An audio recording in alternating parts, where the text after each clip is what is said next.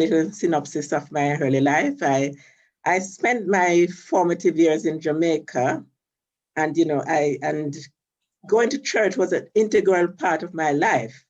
Jamaica has the most churches per square mile of any other country in the world. So of course we had to go to church. I had a good understanding about Christianity and faith from a very early age. Came to the UK to join my family when in the mid-60s to finish my secondary education. I became a single mother very early in my teens. But later on, I did not allow that. I had 2 children when I was quite young. I did not allow that to define my life. I later ventured into a career in nursing, midwifery, then left for community work before starting diamond travel in 1987. As a woman, you're expected, I think we have the innate propensity to nurture and develop others. And this is similar in business. Patience, tolerance, and generosity of one's being is what faith teaches us. And I hope that is what I demonstrate in my business. However, being a woman in business is very hard. Being a single Black woman in business, 4 times as hard. This has been a very challenging journey. I always have to be digging deep into my faith to find the key and strength for survival. When I decided to open my business, I invited my pastor at the time to conduct a prayer meeting to open the business. And I remember his prayer. He said, Lord, most young girl who starts a business would have a party, but this young lady call upon you, Lord. So I'm putting this business and leaving this business in your hands, Lord. And I think, that prayer, I strongly believe that my business is in God's hands while I'm still here 34 years plus later. I've had many challenges over the years. As a single woman, again, running a business, I have to employ people in a position of trust. And too often that trust has been betrayed. I've had a couple real serious experience of the betrayal of trust, which ripped the heart out of the business, the finance out of the business. And it really left me very devastated. Shortly after, I went to a church. It was my regular church one Sunday.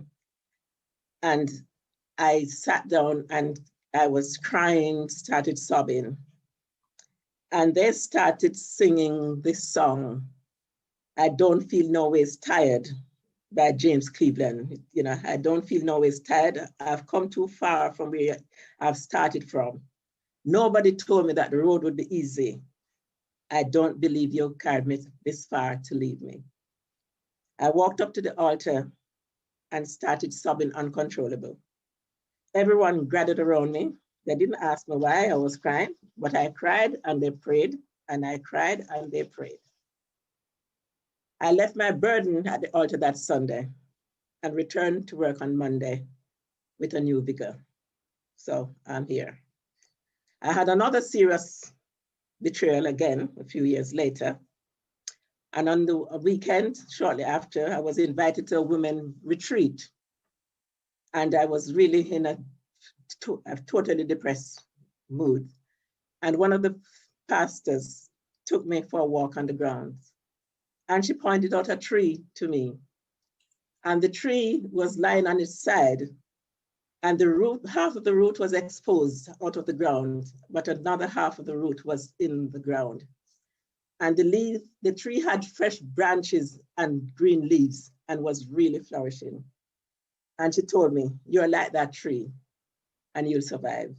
So many years later, restructured my business and I'm still here.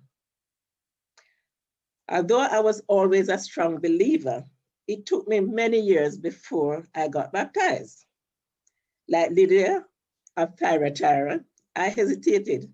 I thought, how will this affect my business if I became a committed Christian? Maybe I'd lose friends.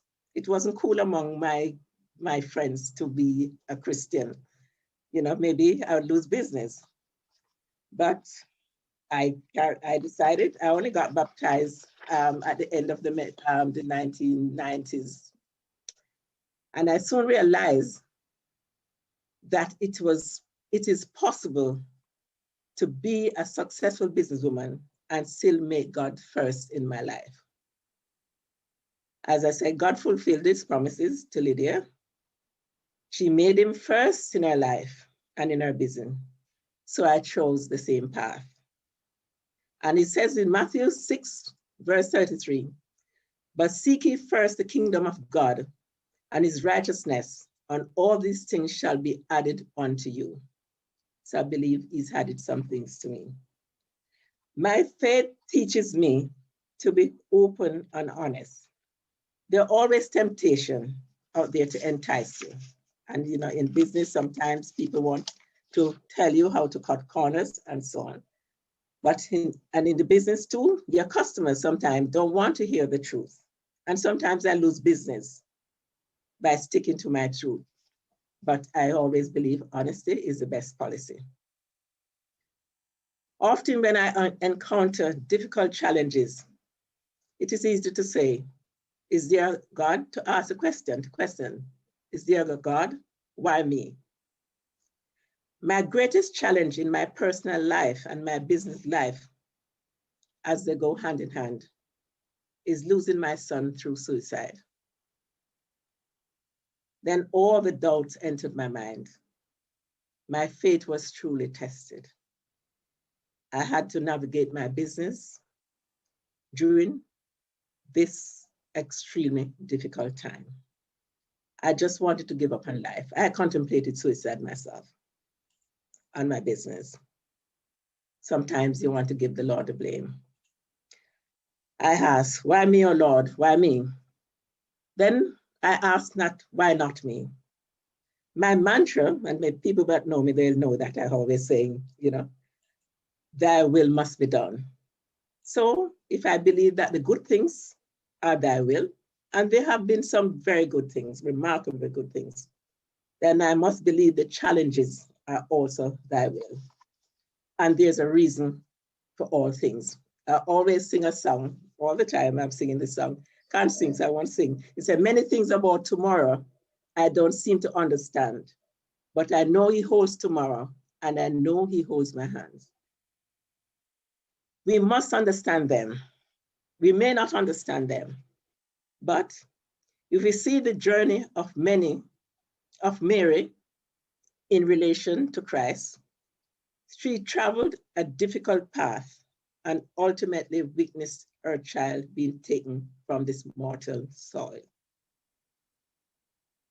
Her belief, like that of so many, does not mean we find tension between faith and the realities of carving out an existence. It is simply rendering unto Caesar what is for Caesar, whilst rendering to God these things that are God's. This simple knowledge removes any tension between faith and business. Thank you very much for listening. God bless you all.